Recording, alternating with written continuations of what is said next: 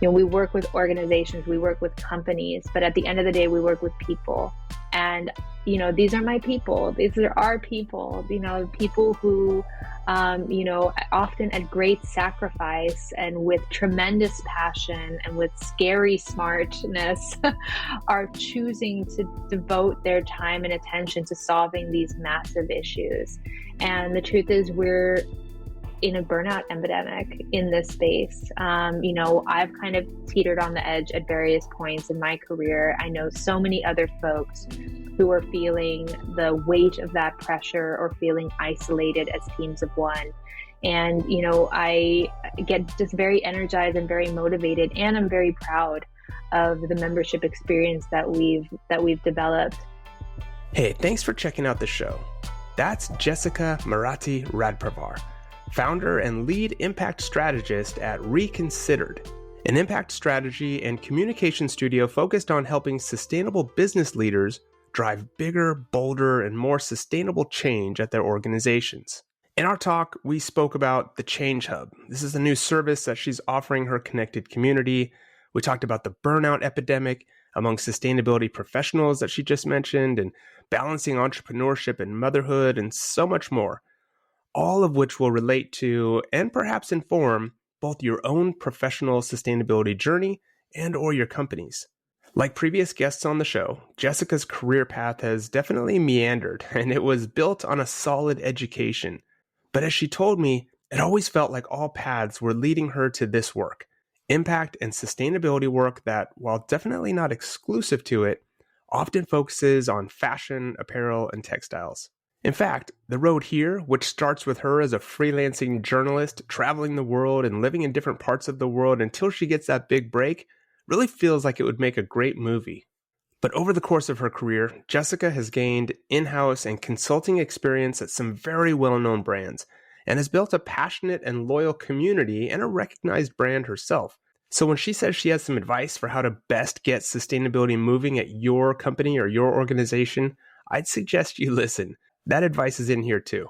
I had such a relatable conversation with Jessica, and I'm so excited for you to dive in and hear all of her uplifting stories and valuable advice on things that range from that work-life balance that I mentioned to dealing with the, as she says, fire hose of new changes that are coming at sustainability practitioners and leads today.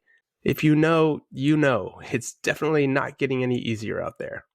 So whether you're already working in sustainability, maybe you're hoping to someday, or you're wondering where to start with ESG, you want your company to do more, maybe you're thinking about raising a family as an entrepreneur, all of that's in here. This one's for you. So get your notepad out for notes, because Jessica dropped some inspiring thoughts and a lot of really good advice. So with that, here's my conversation with Jessica Marati Radparvar. Welcome to Good Things Happening, the show that explores the sustainability progress that's being made just under the surface at your favorite brand or company. I'm your host, Derek Sabori, and these are the people making it happen. All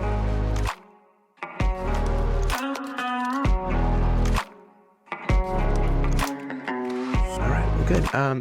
So I just want to ask you how it's going. Yeah. Tell me what's going on with the Change Hub, because I know you've been so busy. Oh, the Change Hub is my favorite corner of the internet. It's going really well. I think it's going to become a lot of people's favorite corner. It's so fun, honestly. It's actually kind of hard to find time and space for the other things that I need to do because I just want to hang out in there all the time. But it's amazing. We've got a lot of really good momentum, amazing people like yourself who are in there sharing their expertise, sharing resources. Especially that we're coming off of Climate Week New York. It felt like there was just so much hubbub. And so one of our spaces and conversations is around like, well, what did you take away? Like, if you don't have time to, be on LinkedIn all day, every day, catching everybody's highlights, what do you need to take away? Those are the conversations that I'm just so eager to have and grateful to have a space for it now. Well, speaking of conversation, that's what we're going to do today. I want to dive in with you. So, Jessica, thank you for being here on the show.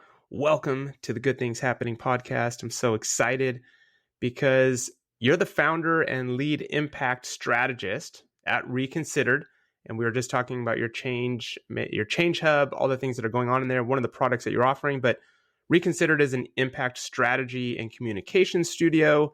You're focused on helping sustainable business leaders drive bigger, bolder, more sustainable change.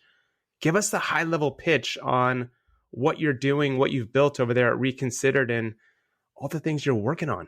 Because there's a lot. You got a lot of great products. We got a few pillars. It's indeed.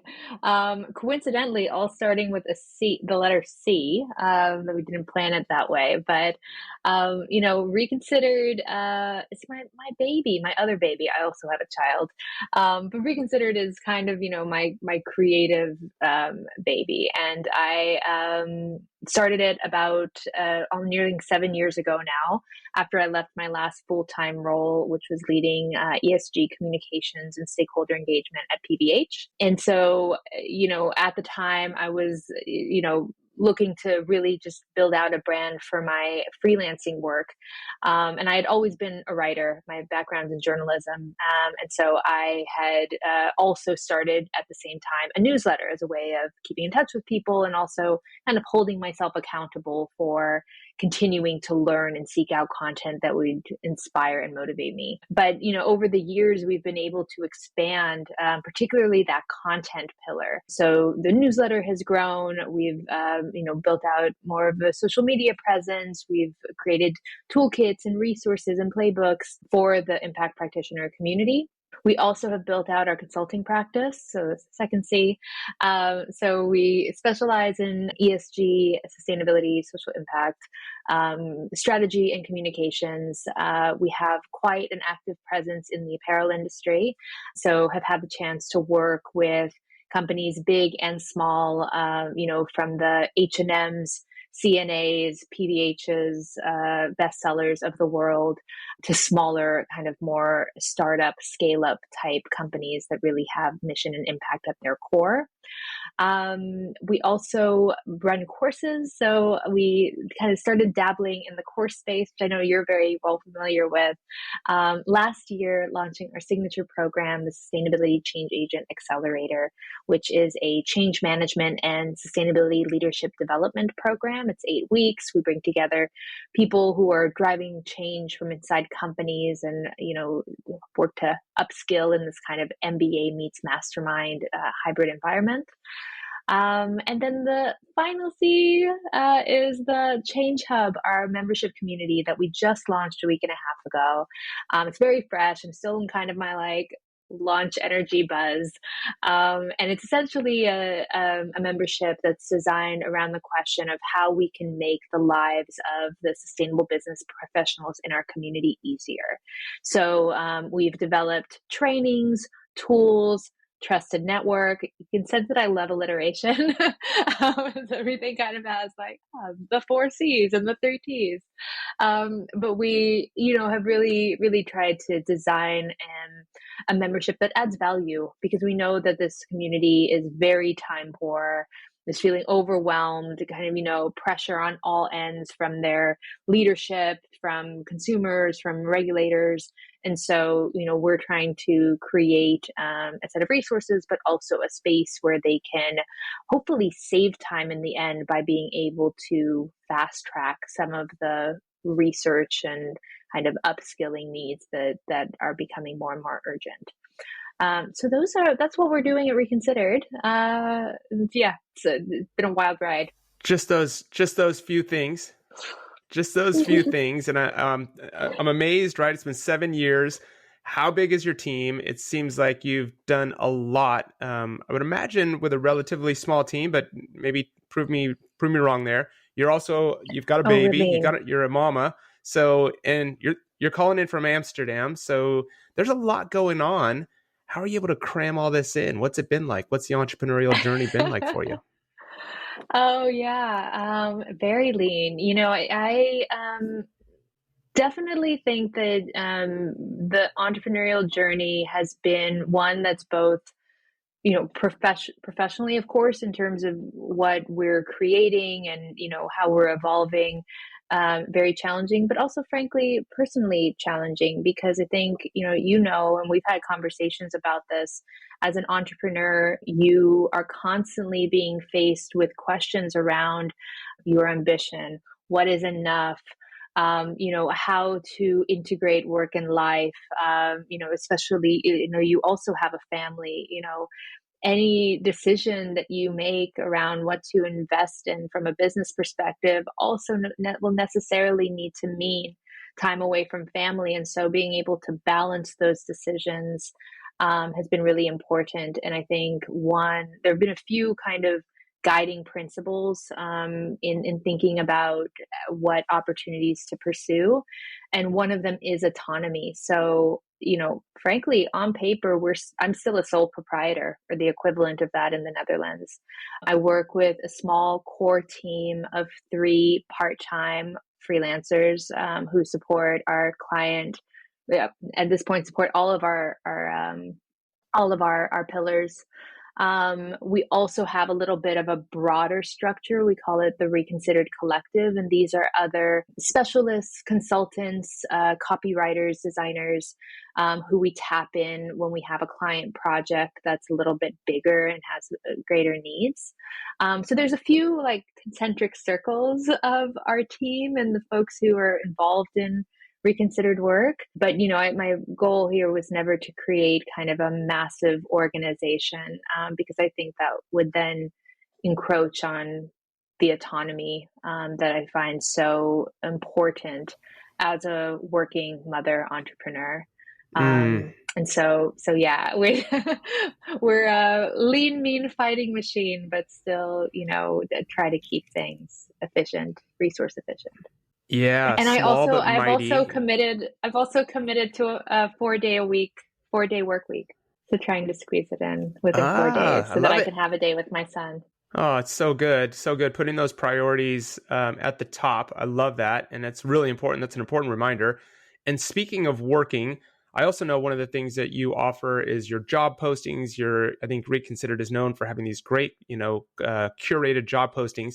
So I need to thank you because I saw the job posting at Think Parallax and I immediately reached out to Jonathan, the co-founder and CEO over there, and applied for it. And so that's a conversation we need to have as well, because I've been on my entrepreneurial journey, decided I was ready for maybe a little more stability, but I'm kind of balancing the beam here and doing both of them with his blessing, with their blessing. So thank you for that posting and thanks for that lead. So you guys check out Oh, well, Reconsidered, at least get on the now newsletter I for feel, starters. yeah, I feel now that I need to flip the question back to you. How do you kind of manage all of the things? Because you're No, also no, very no. much a multi-hyphenate. All right. Okay. All right. I'll stay on this side of the interview.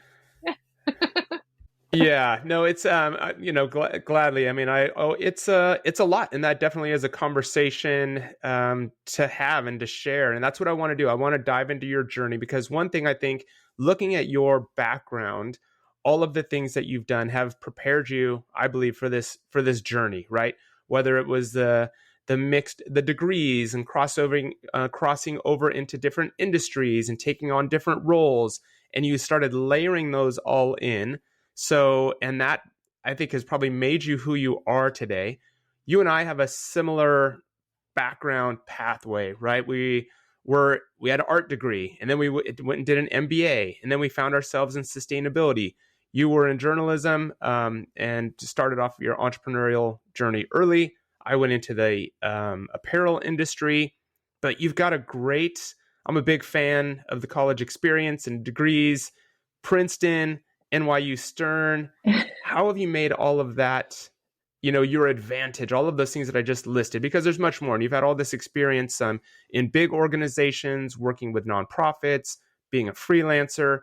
How do you wrap that all up? I think that ties into what we just said. That's kind of your superpower to be able to do all of this on your own. But how has that backstory helped, define who you are today? Yeah. Thank you for saying that.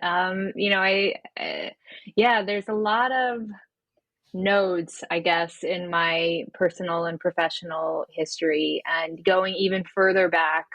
So I'm multicultural, multiracial background. My father's Italian. My mother's Chamorro, which is a native Pacific Islander from the island of Guam. I was born in California, but then moved to Guam when I was really young, and that's where I spent all my formative years. And, when I was looking at colleges and, trying to figure out, how to get off Guam, I love it, but it's like, it's a small island and it's a precocious high schooler. You're kind of, you have big dreams. So, honestly, applying to Princeton was a super long shot. And I feel extraordinarily lucky that I was able to not just get acceptance, but also get access to need-based financial aid, which they were kind of pioneers in. And I think with that came just a profound feeling of responsibility that not many people from where I come from get that opportunity. And I think from very early on, I already felt a bit of a responsibility to make that count, to make it worth it. And I'd say the same went for my business degree, which I was also able to get a significant amount of financial aid for. I always felt that, I feel so privileged, even though I come from a background that in many ways doesn't have privilege with it. I was able to gain an amount of privilege by having access to these institutions and then just feeling that responsibility to make the most of that. And the doors that opened, I think, was really important. And then in terms of, that somewhat meandering, but all makes sense in the end career path, I think there were several different stages of it. So after university, I graduated right into the financial recession of 2008 and, had big dreams of moving to New York and working in media. And those kind of got blown up, shattered into pieces, which opened up the door for me to travel and freelance and kind of found my way into the social impact world that way. And I had entrepreneurial ambitions. So I was, it was time to come back to the States. I worked for a tech startup called Quirky in New York, and was one of their first employees and kind of grew with the company to be their head of community and content. But something was always nagging at me.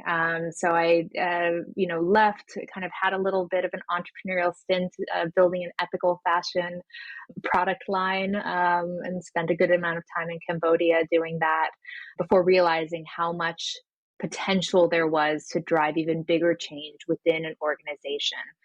So I came back, went to business school kind of as a way to transition into corporate responsibility. Had some great opportunities within that business school period.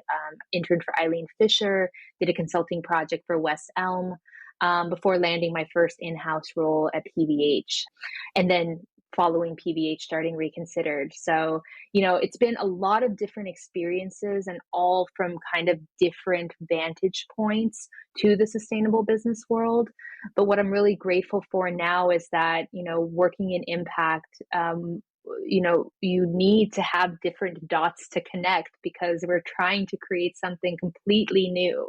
And so I think, while at different points, for sure, it felt a little bit, what do I do next? Where do I go? I think now I can look back and be grateful that I have a range of experiences to draw from, and certainly a lot of lessons learned. Absolutely. And I think what I love going back to being at Think Parallax is just the idea of their name, right? It's this idea of having a different perspective, and that when you look at things through a different perspective, you see things differently. So you've taken all of that and combined that and been able to apply that to your work, offer that as a service and to help and guide people and companies.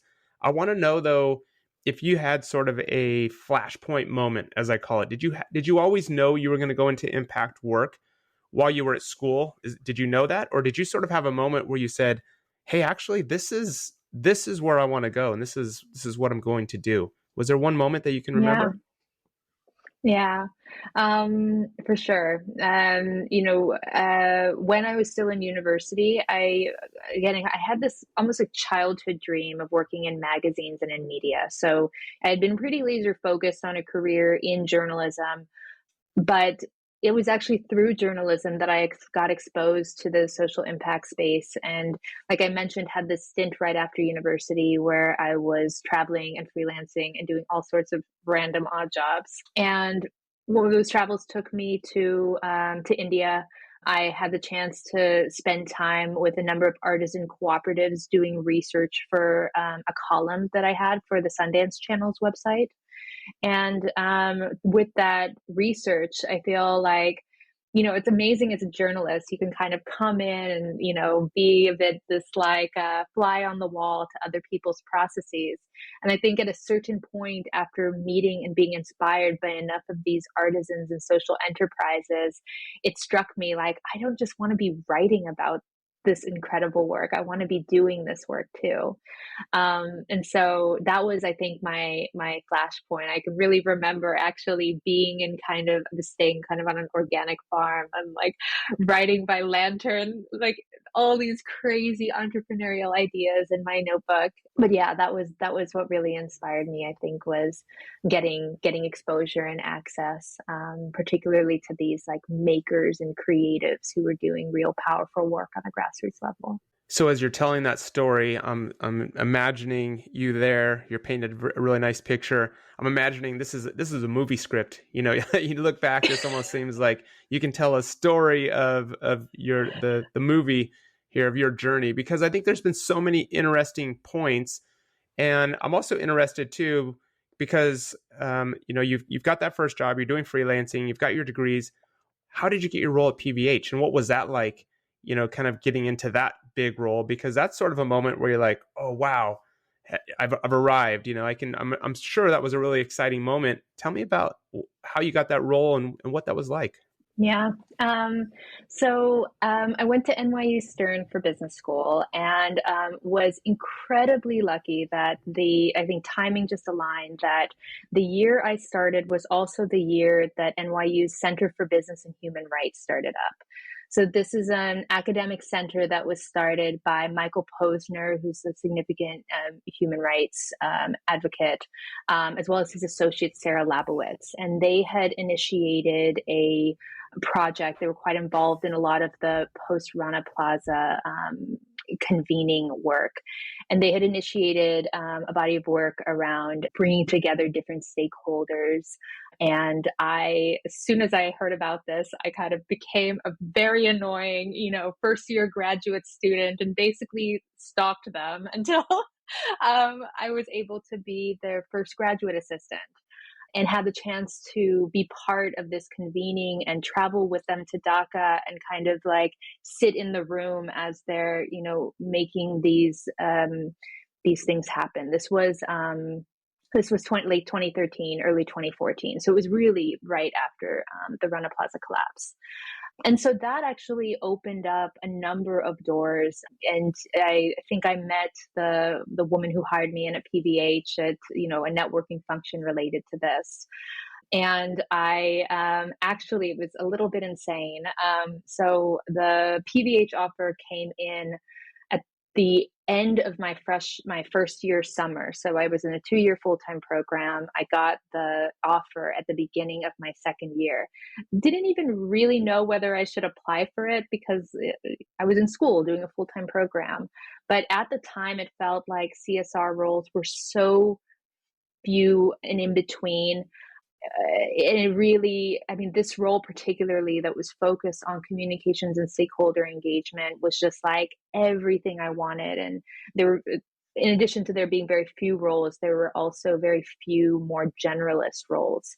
And so I jumped on it and I wound up doing a year of like jumping up and down on the 6 train in Manhattan, from PVH's offices in Midtown down to NYU in the West Village, and back home to Brooklyn. It was an insane year, but it really felt, like you said, indeed, like a chance of a lifetime, a breakthrough opportunity, and I learned so much there. And was that the moment too when you started to really focus on apparel, textile industry? Was that your like, hey, I love it here, and this is, I really see myself fitting into this space as well? Or did you already have kind of a passion and love for textiles and apparel through the India project, maybe? Yeah, it was a little bit before. So even in my journalistic years, I interned at InStyle, at a few Hearst publications as well. There was always something that attracted me to the fashion, textiles, apparel sector. And I think what it drew me to it and what continues to draw me to it has also evolved because I do see this really complicated, nuanced, sometimes love and hate relationship with this space. On the one hand, it is this huge arbiter of culture. It has this tremendous power to shift people's behavior and introduce them to the sustainability world. I've always been kind of fascinated by that almost sociological view that, what you wear is a representation of who you are inside. And so, how can you represent that via more ethical clothing choices? But at the same time, it's a massive industry and so flawed.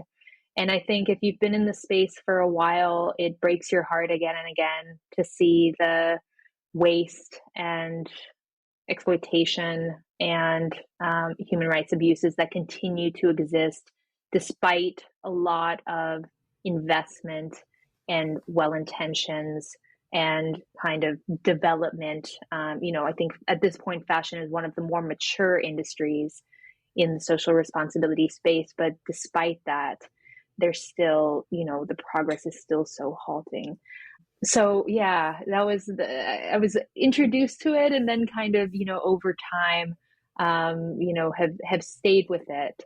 But and I think we'll continue to stay with it, honestly, because it really is like a beautiful space, or could be.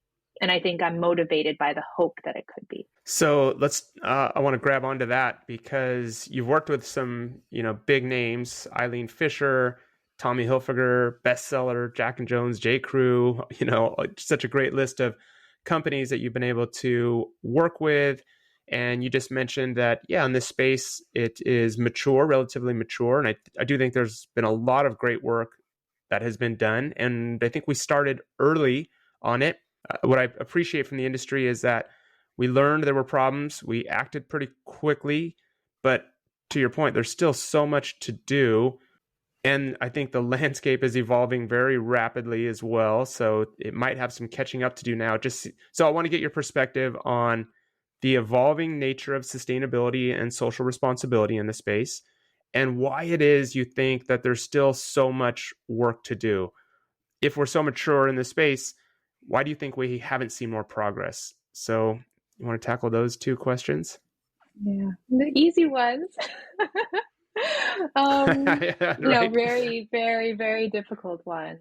The changing nature of sustainability in the space. I think, I have my foot in a few different places. So I'm American, work with many American clients, but I am based in Amsterdam, the Netherlands. And I think that is a really interesting, having those two points of view, or being informed by those two environments, it gives me kind of a interesting perspective on this. Certainly in the US, you see a lot more corporate action, but also, with kind of this new politicization of ESG, the fear that we might be taking a few steps back and having to kind of like censor or rethink, how we frame these very important and integral to the business changes.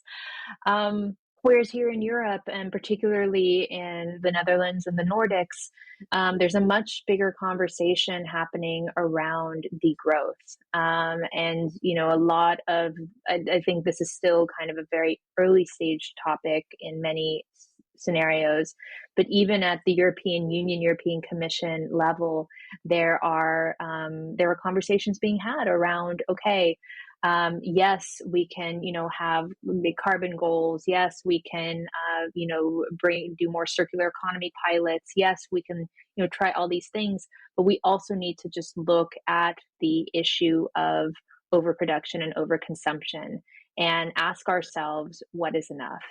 And I think that's like at the very core of the question that all of us working in CSR have to kind of grapple with and figure out how to bring to our organizations because, for a while we were all rallying around the kind of neoliberal, like, do well by doing good rallying cry.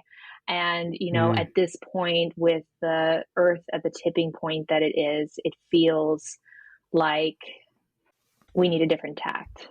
So it's really complicated because I think some of what we took for granted and kind of like the world of Sustainability Inc. is now being questioned, rightly so, by some of these new thinkers and activists who are kind of pushing for more of this degrowth approach. Do you think that is a possibility? How do you feel about that? I mean, you've got a big audience too of people that might not be decision makers in organizations and companies. From your perspective, I think that is a challenging request. I guess it's of course that's a strategy that needs to take place, but is it a realistic one? Can we get everybody on board? Can we get the makers to slow down? Can we get suppliers to say, hey, that's okay, we don't need to grow this year? Can we get customers to say, you know what, you're right, I don't think I need more products? What will it take to tackle that one, this degrowth concept? Yeah, it's so tough because our whole economic system is oriented in the opposite direction. So, what will it take? I think, well, certainly legislation needs to step up, and I think in Europe is stepping up Mm, significantly. I think it needs to be really hard and really expensive for companies to continue doing the wrong thing. And it needs to be cheaper and easier mm, for them to do the right yeah. thing. And so, whether that's a combination of tax, regulation, I don't know what other kind of like systems change levers we can pull, but like that seems to be the core of it. But it does seem possible if kind of the policymakers are on board. Um, it seems like an easy solution, but it's so not. Yeah, nothing is easy. That's for No. sure. And one of my favorite books is The Ecology of Commerce by Paul Hawken, right? And that's his approach, is saying we've built a system that has incentivized us basically to do the wrong thing, to do bad. There's no incentive to do good. In fact, you're often right now punished, as you said, to do the right thing. So how do we flip that and make it the opposite, so that when you do good, when you choose better materials, when you have lower emissions, better wages, better conditions, that you're incentivized and you're rewarded. So there's a lot of work to do, and there's sort of a systems approach that needs to take place.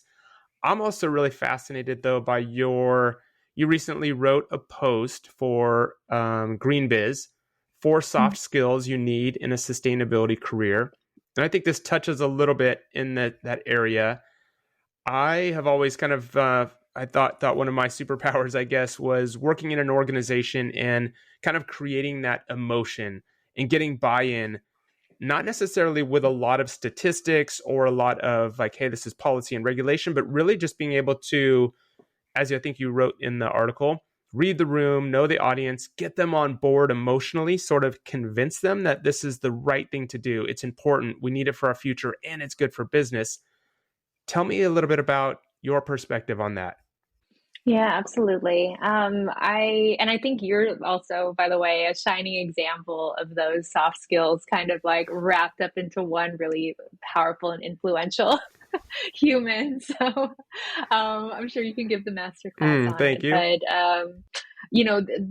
I think this article and kind of the idea for it came from this kind of insight that I had soon after graduating from my business degree and starting my real job, that I had spent so much of my time and energy and focus building out my hard skills. And I think, especially in graduate programs, there's like a huge focus on it.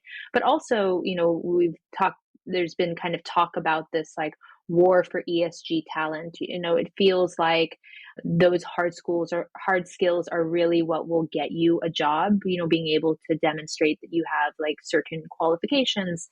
And I don't want to diminish those too much because it is important to have rigor, um, to what you do and to kind of, be at the top of your technical expertise needed for the role that you have. But I think it is undervalued, the role that these more influence, leadership, soft skills play in these roles. And I think, the four soft skills that I outlined were one, being able to truly empathize with the folks that you're needing to convert or meet or convince.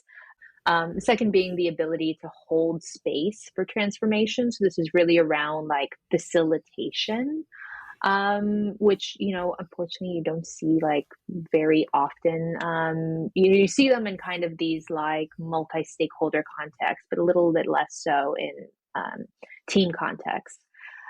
Fourth being that you need to learn to sell sustainability or harness kind of like that selling salesmanship, not in a, sleazy used car salesman way, but more in just like being persuasive and convincing in the way that you make the case for these initiatives. And then finally, making it fun. And this isn't, I think, also to be diminished or undervalued, because even when you look at one of the foundational change management tests coming out of Harvard Business School, Leading Change by John Cotter is the book. He has an 8-step change management framework that's really the foundation of a lot of big management consultancy work. And one of the steps of this change management framework is taking the time to celebrate wins. Like, it's really a vitally important part of the change management process to be able to acknowledge, celebrate, even plan in milestones that allow people to see progress and momentum in order to keep them on board. So fun is really important. And, certainly we all could benefit from a moment to just exhale after a milestone has been met. So those are the four that I called out in that article. Yeah, I think those are really important. I love each of them, and I love the have fun part. And of course, the celebrating your victories. And this is a hard part as well. I want to ask you about this because I think when you're trying to create, let's say, change in an organization, let's say you've been put in charge of building out a sustainability program and you're starting from scratch. You don't know where to start. There's so much to do. Kind of going through those stages that you laid out can feel like, that's a heavy lift, I think, to make it fun, set low-hanging targets so that you can have success and celebrate them and then move on to the bigger things. How do you, I guess, reconcile with going back to your earlier point that we sort of need a new approach? We're running out of time. We have to do more. What would you recommend to somebody that's building out a program but trying to balance those two, trying to tell their leadership that, hey, we need to do everything all at once very quickly, as opposed to let's start with something small, celebrate the victory, build some momentum, and it might take us some time, but that can be conflicting, right? What do you recommend to people going through that? Oh my, it's tough. So balancing kind of like the quick wins that build up momentum compared to kind of like the bigger picture, longer term, like more significant targets, and kind of like balancing how, like, if you're just one person starting up a team, how you're going to manage both of them. It's very, very difficult. And then the other thing that I might add on to that is that right now regulations are shifting so much. So a lot of ESG practitioners' energy is also being redirected in this kind of like, oh, but we need to, disclose our impacts in such and such a way, depending on what market we're in. So yeah, it's like that.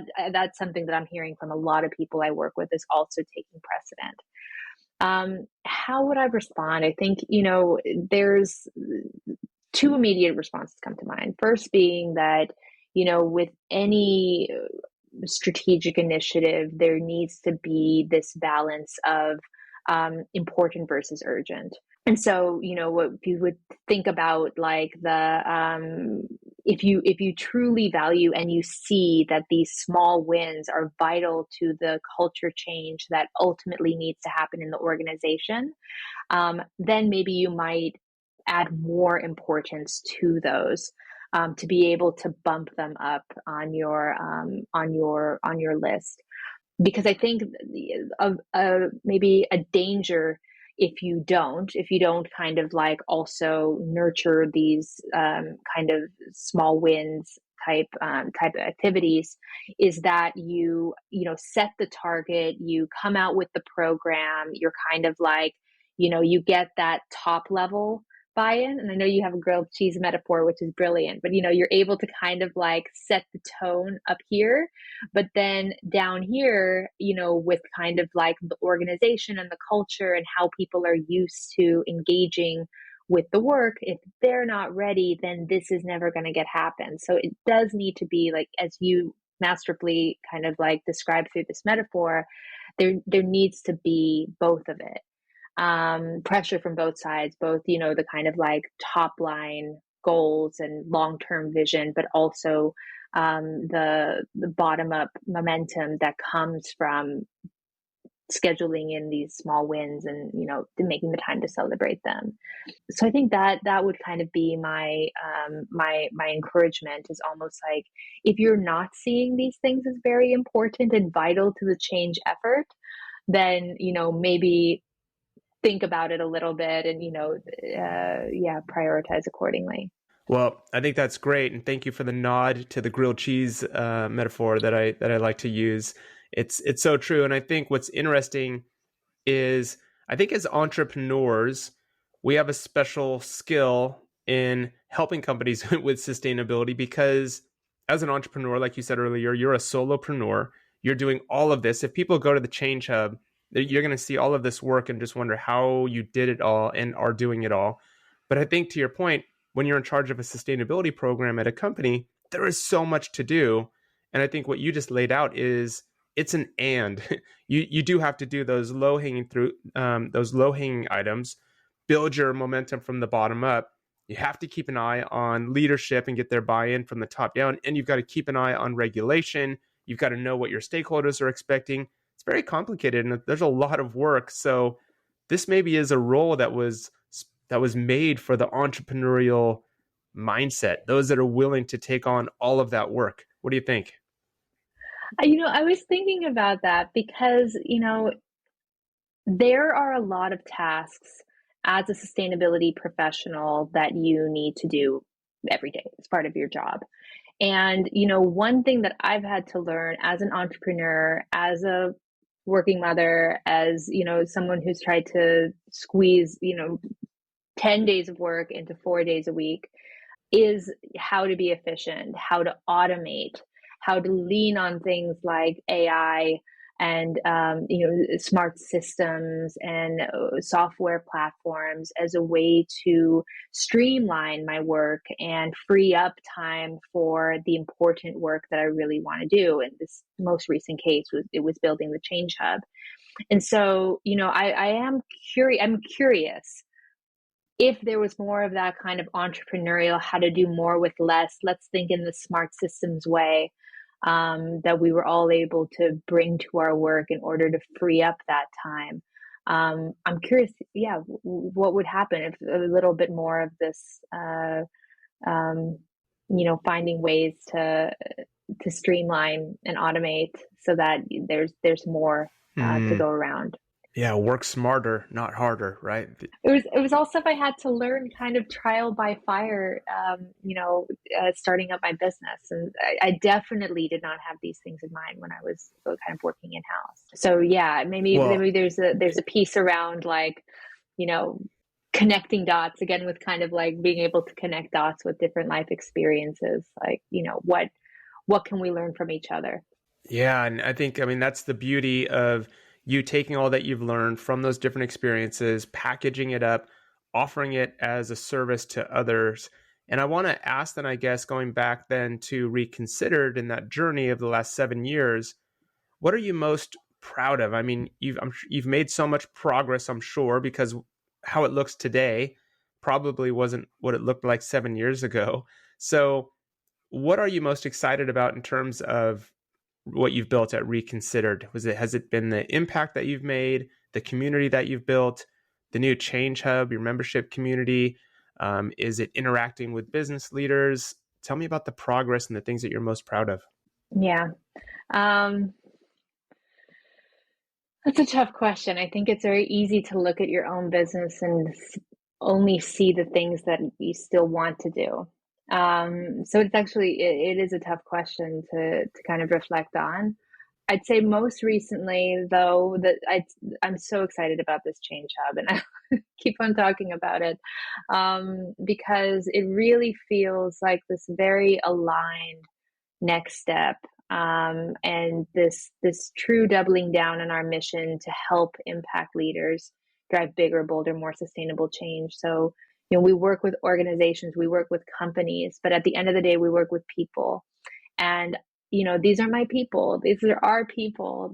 People who, often at great sacrifice and with tremendous passion and with scary smartness, are choosing to devote their time and attention to solving these massive issues. And the truth is, we're in a burnout epidemic in this space. I've kind of teetered on the edge at various points in my career. I know so many other folks who are feeling the weight of that pressure or feeling isolated as teams of one. And, I get just very energized and very motivated, and I'm very proud of the membership experience that we've developed to help to certainly make folks feel like they're less alone, because they are, but also to do what we can to help lighten those loads. And that feels really exciting to me and really energizing. And I am really proud of what we pulled together. It was an idea that had been knocking around my head for years at this point. But for different reasons, including the birth of my 3-year-old, it never felt like quite the right time. But once we decided to do it, we kind of, the whole team, our like little small but mighty core team, just doubled down, and we made it happen in a couple of months.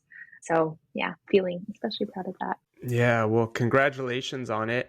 And you mentioned, I think this is an interesting point. You mentioned burnout. That goes well with the next question I have, just in terms of how sustainability has changed. And I know we touched on it a little bit. I know for sure that when you started this 7 years ago, you were taking maybe perhaps a slightly different approach to sustainability than you are now. The conversation continues to evolve and I think sort of intensify, become more complex. There are more expectations on, like you said, sustainability leaders. We're not always given the resources that we need because it's sort of an afterthought or sort of a side slice of the business, if you will. I think more and more companies are learning to integrate it, but fully, I'm not sure. So how do we address that? How have you seen sustainability changed since the company started? And how do you see people or even yourself dealing with that potential burnout or the intensity that's being placed on them, the burden, if you will? And how do people avoid burnout? I loaded a lot of questions in there, but I think you catch my drift, I'm sure, hopefully. I do. I think that certainly 7 years ago, a lot of it was a little bit, it was all voluntary, right? So it still is in some markets, but becoming less so. But, at the time it was kind of like, okay, we have our strategy. It's like whatever we want it to be. We're going to put a report together. It'll say whatever we want it to say. A lot, of course, certain like frameworks, early GRI frameworks. But, for the most part, it was companies kind of, spinning a tale, or telling a story, being transparent. I'll be more generous. It wasn't all kind of a spin factory, but, companies had a lot more leeway to present themselves as potentially more advanced than they were. And I think now Mm, expectations, legislation, new regulatory and consumer authority action in different, particularly European markets, the forthcoming update that the FTC is doing around its green guides, which hasn't been updated since 2012, which is totally bonkers. There is a lot, there's a lot happening right now that doesn't allow that. And, certainly a lot of anti-greenwashing legislation as well. And so how I'm seeing that change is, companies are needing to comply. And that shifts the tone of the conversation in ways both good and bad. For many companies, it's getting them on the journey.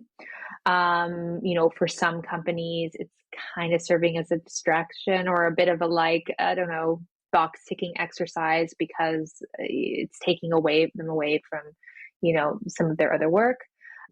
At other companies that were Hmm. maybe a little bit had programs that were really energizing and really exciting, but like maybe not the most like transparent per like kind of these framework expectations. It's forming a bit of a reckoning of like, oh, maybe we need to like dial that some of that back. So it's really impacting different companies in very different ways. And I think probably the through line is that whoever was managing sustainability and used to one approach and is now needing to deal with this other approach is indeed probably feeling the weight of what's essentially a change management effort. And so, I think it's a very challenging time, but, there are these change management skills that I hope by, nurturing and honing and strengthening will help those internal change agents just be more effective and also be able to show up with more confidence as they're trying to kind of deal with that fire hose of new changes. Wow. Yeah, a lot of good things in there that you just pointed out. I think it is a really interesting and tough time, and I don't necessarily envy that because I got to build a sustainability department and role and program in a good company before this time. So to your point, it was just sort of, hey, everybody, this is the right thing to do. This feels good. This is going to be good for the business in the future. One day, regulations coming. We're going to avoid risks. But now, I mean, geez, it is a lot more technical. And yeah, that box ticking, I think, is interesting as well. That somehow might take away some of the fun, of it. But it's just what we have to deal with. And I think these are a lot of good things that are eventually pushing us in a better direction to make sure that the things that companies are doing are indeed true and helpful. So Yeah. Yeah. I'm hopeful it's temporary. I'm hopeful, mm, well, I think there will continue to be changes that happen, but at least this kind of funny in between zone where it's like upgrading the systems, getting into a consistent disclosure habit. It's a little bit of this like, okay, we all need to like step back and focus on this for a bit just to make sure we're compliant and meeting stakeholder expectations. And I'm hopeful once we kind of do that, then we can bring back some of the more innovative, energizing, fun work. that's a great point, and I think you're absolutely right. And I think that is a selling point. It's like, hey guys, if we can all just it's funny. You have a young child. My kids were in elementary school. I'm almost imagining that a teacher saying, "Hey, if everybody will just settle down and sit in their places, then we can start to do the fun work and the fun activity." It's almost like the same thing. Like everybody, get your house in order, right? Check off your Yeah, to-do list, hang up your coat, do what you need to do, and then we can go back to having fun. So I think that's a great way of looking at it. love Jess, I that. wonder, for you, we talked about the progress and you talked about, you're only able right now to think of what you still want to do. I want to know a little bit about, what's next for Reconsidered, and maybe what are the challenges that either you're still facing with what you're trying to build, or maybe what you're hearing from clients or your audience. Are there big challenges right now? I think we just spoke on a few of them. So maybe talk about a little bit about any challenges that you still see hovering out there or things that you're concerned with and where you hope that Reconsidered goes in the next few years. Yeah, it's a great question. At the same time that we're talking about degrowth on this kind of like larger corporate kind of societal level, I think I'm asking myself some similar questions, particularly around, ambition and what is enough.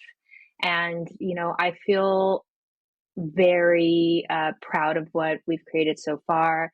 I kind of subscribe to the small is beautiful approach when it comes to business.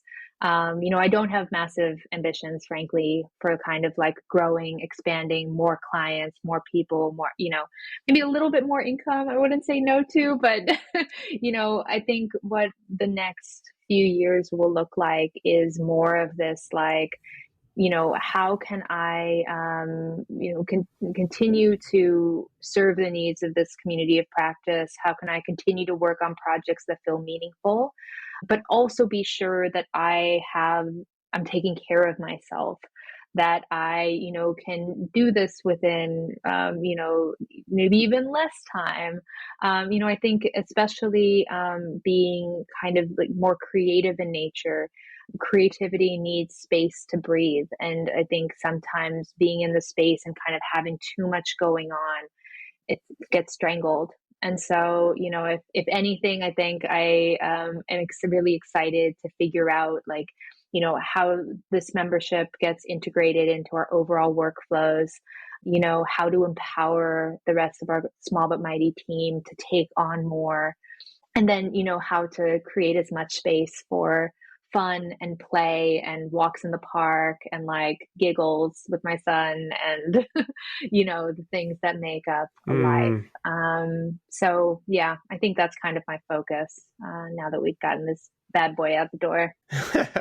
Wow, that's, I think, a really powerful reminder. And I love those aspirations to get to a 3-day work week, and sort of, like you said, do more, but with less, and finding that balanced approach. And it's really fascinating that as an entrepreneur, a company owner, a brand builder, if you will, that you're kind of listening to your own advice and like, hey, it doesn't have to just keep growing and be bigger and do more and more.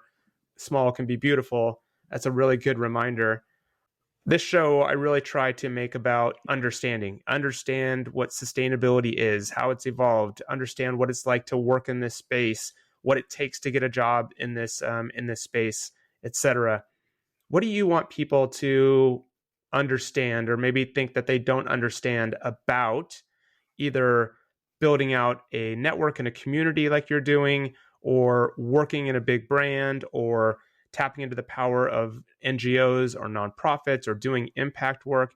Is there something that you can think of that you really want people to understand that you think they might not always, something that's behind the scenes?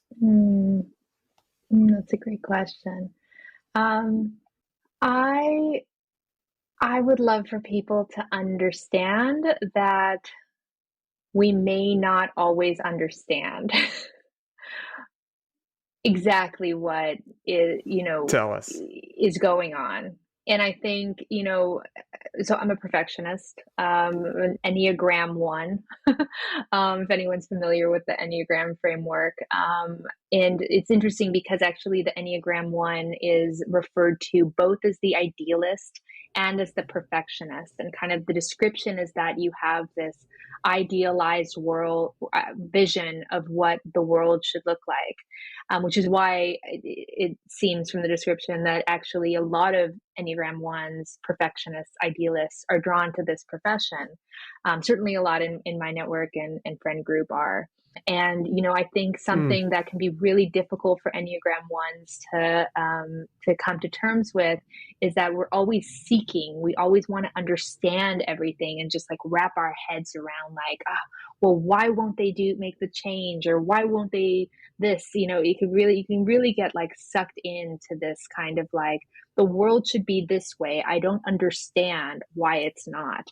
And I think it leads to, especially in the climate space, a lot of this eco-anxiety and a lot of, kind of like spinning of wheels. And so, maybe there's a little bit of a play there with the word understand, which is that, the more that we can accept, not the status quo, because I think we still need to be very diligent and adamant about change and, making things happen within our spheres of influence. But there will be many things in this space that are outside of our spheres of influence that we might struggle to understand, but not. And there, I think we also need to bring a bit of a spirit of acceptance and peace into some of those things that we may never understand. So yeah, I think it's probably born just from my own kind of experience of sometimes feeling very frustrated, when I don't understand, is that practice of acceptance. Mm, that's really nice. And I love that you spun the question back onto my own word. It was so good and brilliantly laid out. So thanks for that. Uh, what do you, I'm always getting hit up. I'm sure, I know you are too. People they want to do what you do. They want to get that job at the right company. They want to build a sustainability program. They want to know that they're part of the solution. um, they get so excited, and either whether they're late stage and they want to pivot their career, or they're a recent graduate, or they're a student, people are just hungry to be in this space. What advice do you have to somebody who says, hey, how do I get into this work? How do I do what you do? I look back at your resume, all the different experiences, those different perspectives. To me, there's an answer right there. But what other advice do you have for people that want to get into this space and do this kind of work? Yeah, yeah. I think my first bit of advice is a bit to start where you are. So I think a lot of people really want to transition, and they have this idea of like the ideal role. I want to be a CSR manager at this type of company.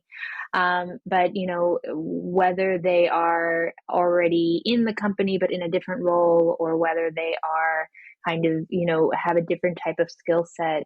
I love that idea that any job can be a climate job. There's the possibility within your current role to still be advocating for change. And certainly, if you work at a company that has a sustainability team, like you'll just become like besties with that team, because they want advocates like you. They need people across the company to start taking accountability and responsibility for the work. So I think that's like my first piece, especially for career transitioners. Um, my second piece is actually comes from a podcast that I was listening to just today.